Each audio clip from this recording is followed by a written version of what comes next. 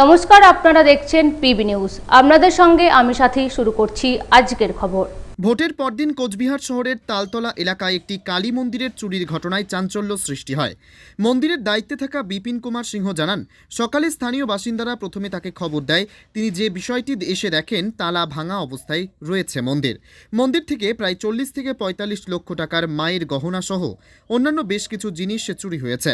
ঘটনার তদন্ত শুরু করেছে কোচবিহার কোতোয়ালি থানার পুলিশ। এ বিষয়ে মন্দিরের পুরোহিত কি জানিয়েছেন শুনে নেব। বছরের মন্দির এটা।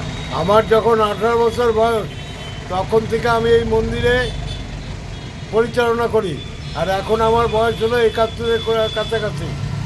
এই এখন অবধি আমি এই মন্দিরটা দেখাশোনা করে মন্দিরটা রাখছি, এবং এখন আমার পাড়ার কিছু ছেলে সবাই মিলে সহযোগিতা করে এই মন্দিরটা এরকমভাবে চলছে।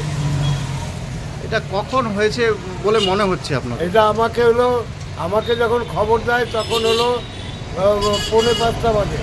তখন আমি দৌড়ে আসি, আমি আমার ছেলে এবং আমার ওয়াইফ মিলে তখন চলে আসি এখানে।